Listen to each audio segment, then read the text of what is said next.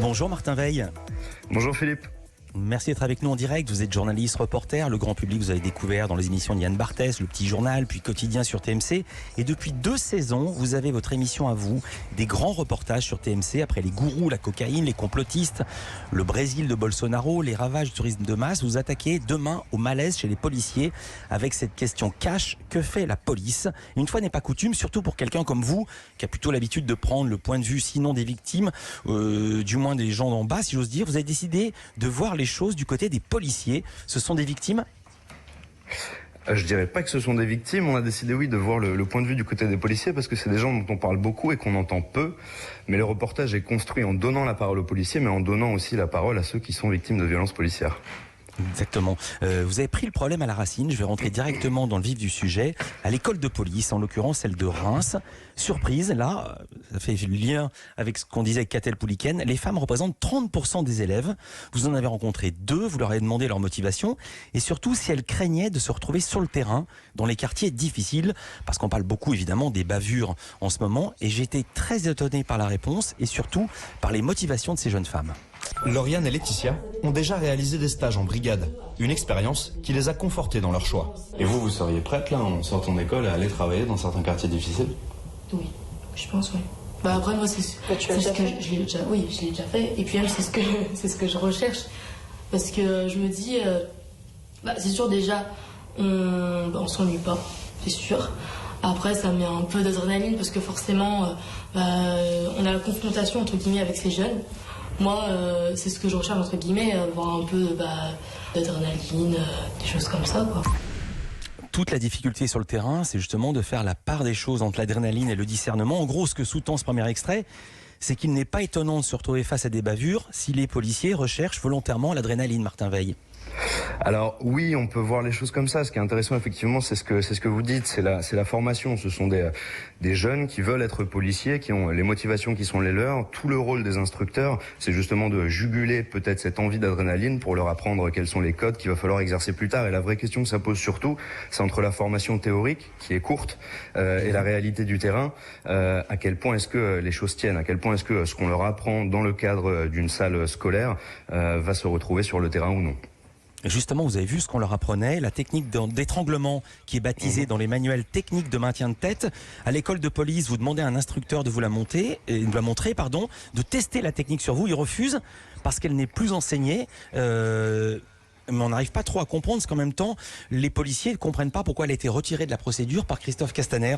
On n'a pas très bien compris s'il était toujours retiré, s'il avait été autorisé à nouveau. Où est-ce qu'on en est de ce point de vue-là? Alors en fait, pour l'instant, sur le terrain, elle peut encore être appliquée, mais elle n'est plus enseignée à l'école. Et ce qui est intéressant autour de cette technique, c'est qu'un avis devait être rendu le 1er septembre pour savoir si on l'a remplacée et si oui, par quoi. Et pour l'instant, il n'y a toujours rien.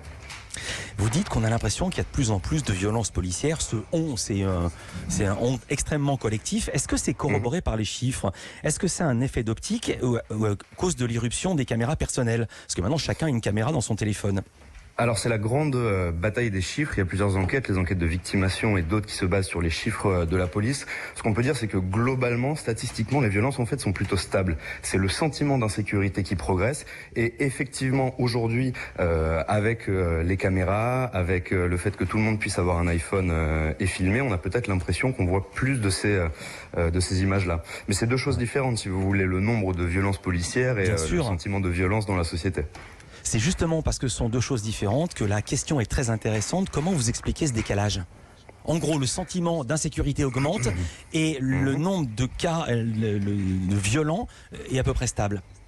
Alors, je suis pas sociologue, mais eux l'expliquent par plusieurs choses. Déjà, le poids de l'image, c'est-à-dire qu'aujourd'hui, effectivement, on est dans une société où tout va très vite, donc ça peut être aussi le poids des chaînes info. C'est aussi les politiques. L'insécurité, c'est un enjeu politique et c'est un outil, si vous voulez, électoral qui est utilisé par certains. Faire peur, ça marche. Vous êtes aussi allé filmer sur le terrain, en l'occurrence c'était à Roubaix, l'une des villes les plus pauvres de France. Vous avez accompagné une brigade en patrouille de nuit, ensuite retour de la tournée, vous vous retrouvez avec les policiers pour un débrief. Et là vous leur parlez des jeunes qui arrivent ou non dans le métier. Quand vous voyez un jeune collègue, 20 ans, qui débarque en ce moment, qu'est-ce que vous dites? Je trouve qu'il est courageux. Ouais, voilà. Parce que moi j'incite les membres de ma famille, les petits jeunes qui veulent rentrer dans la police à ne pas y rentrer. Ah ouais? L'insécurité totale. On est devenus des cibles à l'heure actuelle. Et là, c'est le monde à l'envers. C'est la police qui redoute l'insécurité. Exactement, mais ce qui est assez dingue effectivement, c'est que c'est un policier en service qui dit que lui conseille aux jeunes autour de lui de ne pas rejoindre les forces de l'ordre. Ce qui ressort de ce tournage à Roubaix, effectivement, c'est une forme de lassitude et un peu le côté à quoi bon faire tout ça. Je pense aussi que pour beaucoup de gens qui portent l'uniforme, les critiques qui sont portées aujourd'hui contre la police font que le métier est plus dur. Il y en a beaucoup qui nous disent ça, ils nous disent mais on comprend pas. En 2015, pendant les attentats, on était applaudis par la population. Aujourd'hui, 5 ans après, on nous crache dessus. C'est d'ailleurs l'image qui ouvre ce reportage. Vous êtes également allé tourner dans des cités, à Corbeil-Essonnes, à Grenoble et même avec des dealers. Vous restez avec nous, Martin Veil. On en parle juste après ça dans Culture Média. Tout de suite. Que fait la police? C'est la question que pose le reporter journaliste Martin Veil. Réponse demain sur TMC à 21h15 avec un long reportage en immersion. Vous êtes allé du côté des policiers. Vous êtes également allé tourner dans une cité à Corbeil-Essonnes. On voit l'éternel face-à-face des jeunes et des policiers. Comment vous avez réussi à être accepté avec votre caméra là-bas? Vous êtes allé comme ça, le nez en l'air si j'ose dire, ou avec un fixeur? Comment ça se passe quand on va aller tourner là-bas? Non, pas du tout. En fait, on a pris contact avec un jeune qui en l'occurrence est rappeur, et puis on lui a expliqué quel était notre projet et qu'on avait vraiment à cœur d'entendre entre guillemets les deux côtés. Et donc ça nous intéressait d'aller dans son quartier pour comprendre en fait le rapport que les jeunes ont avec la police. Corbeil, c'est un lieu de violence, d'ailleurs de violence aussi interquartier, pas qu'avec la police.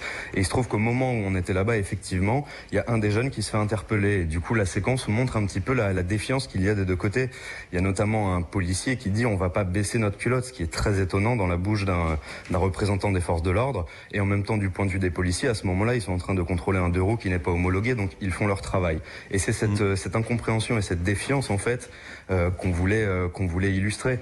Et les jeunes qui sont là-bas, il y en a beaucoup qui nous parlent d'interpellations qui sont passées de manière violente. Il y en a beaucoup qui ne comprennent pas aussi le fait d'être contrôlé plusieurs fois dans la journée. Il y en a notamment qui nous dit que parfois il est contrôlé jusqu'à 5 fois. Voilà, c'est ça qui nous intéressait, si vous voulez. L'an dernier, l'IGPN, la police des polices, a été saisie, c'est votre chiffre, de 1460 affaires, dont 868 pour violences volontaires. Ce qui est intéressant, c'est ce chiffre qui arrive, c'est 41% de plus que l'année précédente. Comment ça s'explique ? Ça s'explique par plusieurs choses. Ça s'explique en partie aussi à cause des violences liées aux gilets jaunes et toutes les personnes qui ont été blessées dans ces affrontements. Je crois que c'est plus de 2000 personnes, 25 personnes éborgnées, 5 mains arrachées, ce qui explique en fait cette hausse de saisine de l'IGPN. Alors vous avez également rencontré des dealers en banlieue parisienne, vous filmez dans une cave, on les voit vous donner les prix, les salaires aussi, vous les avez en tête? Moi je connaissais pas les salaires, combien on pouvait gagner? Oui, alors je suppose que ça dépend des endroits. Là-bas, en fait, effectivement, c'est quelque chose en fait qui est très hiérarchisé, un petit peu comme dans une entreprise. Donc ça dépend du poste que vous occupez. Il me semble qu'un guetteur gagne 50 € par jour pour ce qu'on appelle un bosseur. Donc c'est la personne qui vend de fait dans la rue. Je crois que c'est 100 €. Et les têtes de réseau, elles, peuvent gagner jusqu'à 5 ou 6 000 €. Il me semble que c'est ce que la personne nous dit à ce moment-là. Voilà, et ce qu'on appelle un jour, c'est midi, minuit. Alors justement, en parlant de tête de réseau, vous avez interrogé le chef de la bande, donc celui qui parle, au sujet des violences, des règlements de compte qui font des morts dans les quartiers, dans toute la France. Et sinon approuvé, vous avez expliqué le tour de vis annoncé par Gérald Darmanin via la police. On écoute. Du point de vue de l'État, c'est pas possible de laisser des règlements de compte s'opérer sans que la police intervienne, en fait.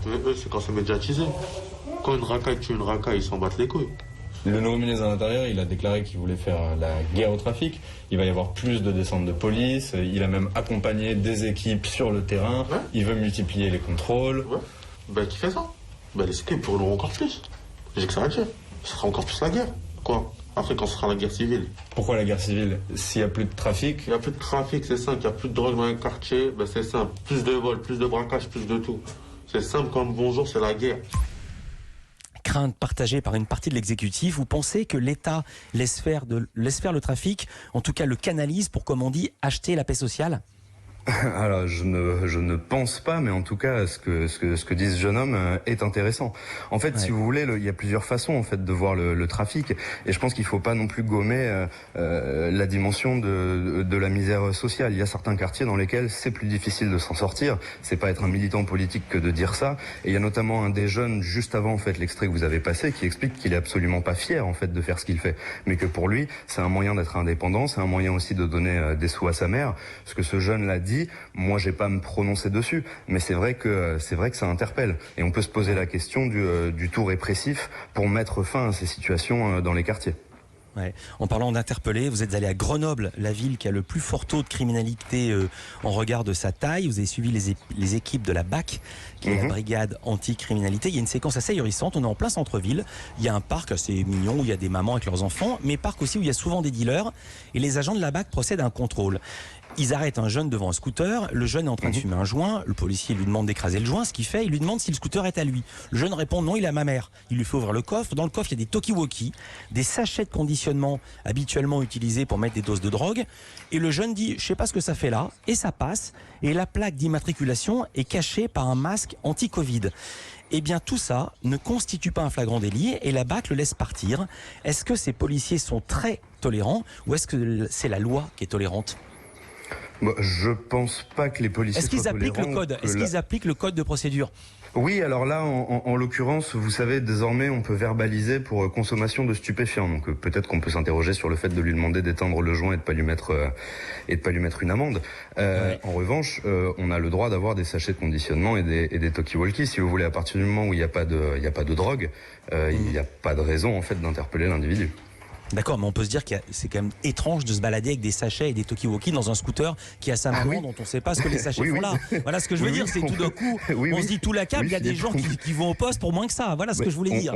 On peut tout à fait se dire que c'est étrange, mais là, en l'occurrence, après, moi, je suis pas là pour juger le travail des officiers de la BAC. Ils ont estimé qu'il n'y avait pas de quoi constituer une infraction et que ça valait pas le coup de les emmener au poste. Mais si vous voulez, ce qui est intéressant aussi là-dessus, c'est effectivement de voir le rapport des policiers avec les jeunes. Et dans certains quartiers, il y a une autre séquence juste après qui est, on va pas dire amusante, mais qui est saisissante.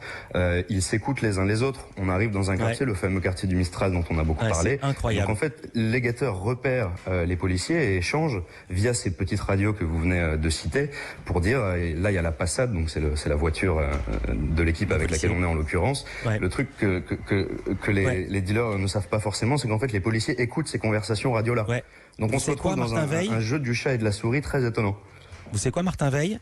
Les dealers de Grenoble, ils vont voir votre reportage demain soir, ils vont voir qu'ils sont écoutés et qu'ils sont scannés sur leur talkie. Merci beaucoup. Votre grand reportage Que fait la police, c'est demain soir sur TMC à 21h15. Juste après ça, merci d'avoir été avec nous dans Culture Média. Juste après ça, on marque une pause et on va recevoir Tania de Montagne. Ça va être la partie culture de l'émission. Et entre les deux, Eva Rock, le Zap de la veille, Bertrand Chameroy, l'écran de veille. À tout de suite. Europe 1 Culture Média. Philippe Vendée.